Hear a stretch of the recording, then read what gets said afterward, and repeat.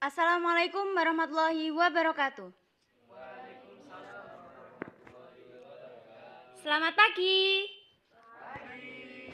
Oke, kita jumpa kembali dengan podcast Prodi PPKN FPIPS KR Universitas PGRI Semarang. Halo teman-teman. Oke, perkenalkan nama saya Septi Rahmawati Devi. Di sini saya selaku pembawa acara dari mulai acara sampai akhir. Oke, di pagi yang cerah ini di sini kita akan menampilkan sebuah media pembelajaran yang sangat luar biasa, tak kalah luar biasanya, ini sangat besar sekali. Apa itu? Inilah media pembelajaran Pintu Pembelajaran dari kelompok 12. Kita sambut dengan meriah kelompok 12. Ada Zubair, Didia, dan Julia Nurul Firdaus. Beri tepuk tangan yang meriah. Baik, untuk selanjutnya pemaparan dari kelompok 12 saya persilahkan.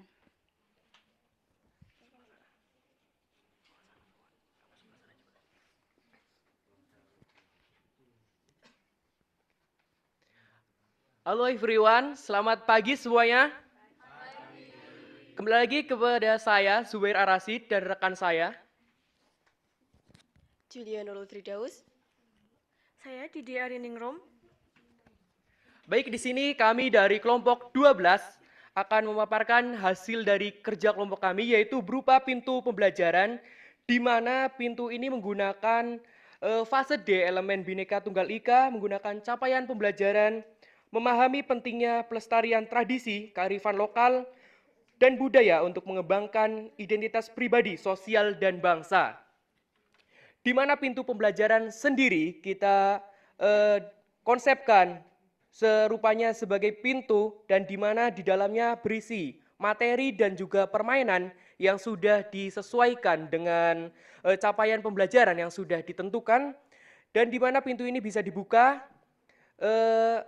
Kita langsung saja masuk ke medianya. Coba kita buka dulu pintunya.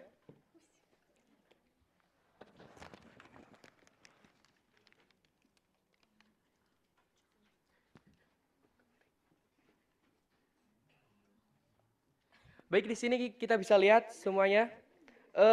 Yang pertama ada materi yang akan disampaikan oleh Firda. Baik, di sini kami menyajikan materi dalam bentuk sebuah bangun ruang, yaitu bangun kubus. Terdapat 8 kubus di sini berisi 3 subbab. Yang pertama yaitu pelestarian tradisi, kearifan lokal, dan budaya nasional. Yang kedua yaitu budaya nasional sebagai alat pemersatu bangsa. Dan yang ketiga, budaya nasional sebagai identitas dan jati diri bangsa.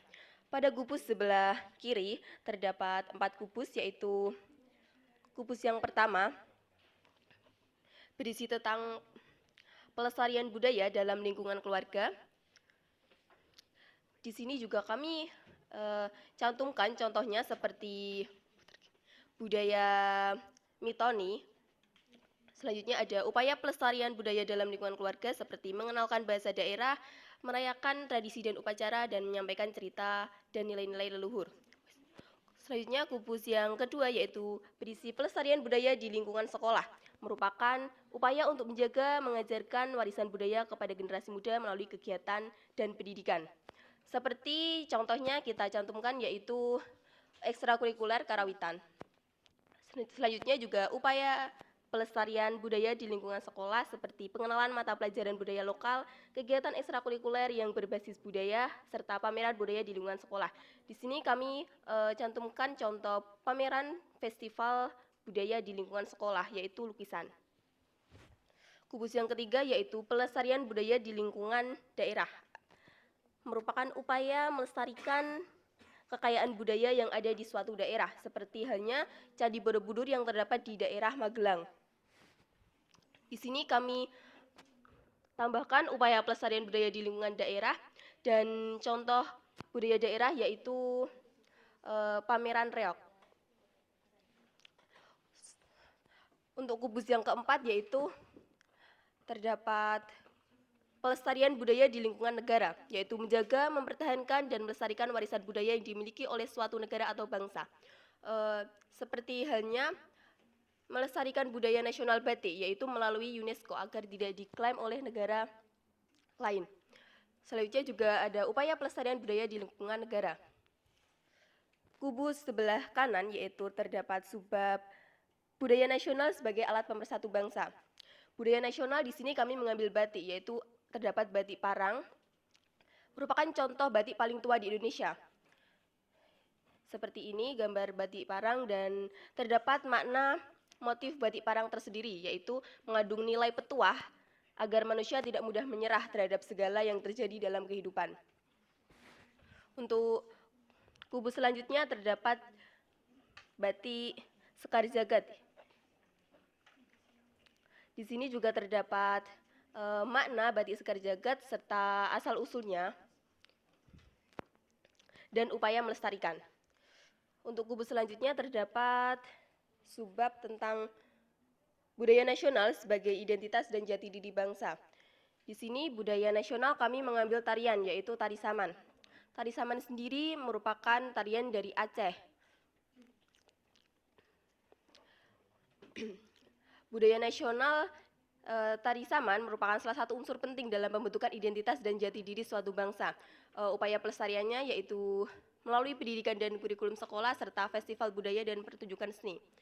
Untuk kubu selanjutnya yaitu budaya nasional makanan khas daerah. Kami mengambil makanan gudeg yang merupakan salah satu makanan tradisional Indonesia yang berasal dari Yogyakarta.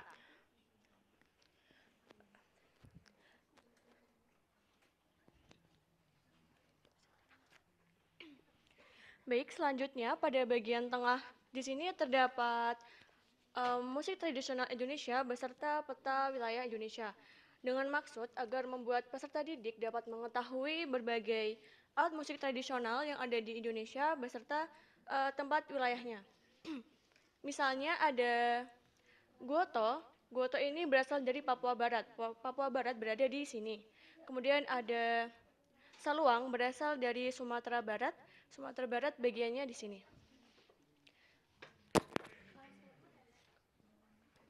Oke, selanjutnya ada di sebelah kanan. Di sini kita ada lagu daerah dari daerah Jawa Tengah dan juga lagu nasional Indonesia, di mana lagu-lagu ini kita cantumkan gunanya mengasih ke para peserta didik supaya lebih mengetahui lagu nasional dan lagu daerah yang ada di daerah Indonesia tentunya.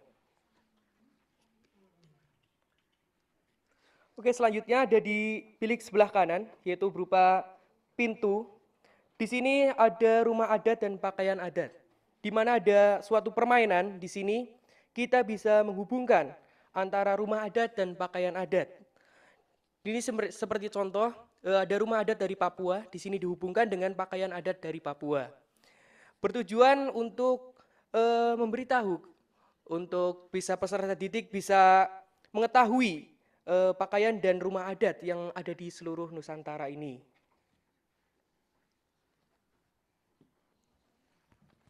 Selanjutnya kami beri sebuah permainan, yaitu peserta didik dapat melempar dadu. Jika peserta didik mendapatkan angka dadu, maka dicocokkan dengan angka yang ada di sini. Di sini angka 4, maka peserta didik mendapatkan angka 4 berwarna putih. Jika berwarna putih, maka artinya zong. Peserta didik dapat berganti dengan peserta didik yang lain. Kemudian peserta didik mendapatkan angka 3, yaitu warna ungu.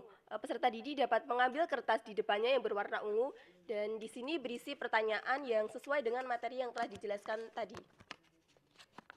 Contoh pertanyaannya yaitu, apa yang dimaksud dengan budaya bangsa? Di sini peserta didik dapat menjawab soal tersebut, sehingga pengajar dapat memahami sejauh mana peserta didik dapat memahami materi yang telah dijelaskan tadi. Dan yang kemudian yang terakhir terdapat refleksi.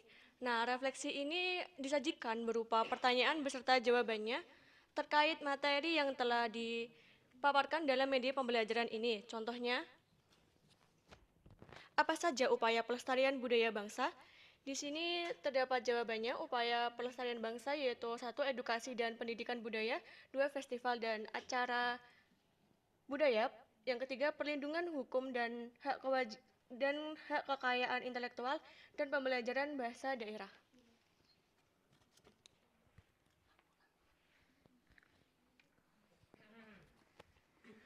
Oke, dan media pembelajaran kami itu ada lampunya, di mana lampunya itu bisa dinyalakan di tengah. Kita coba bareng-bareng. Bismillahirrahmanirrahim. Nah, lampunya, tapi di kamera nggak kelihatan ya. Nah, kita ada berapa mode? Ada 3 mode di sini. Dan media ini bisa apa ya?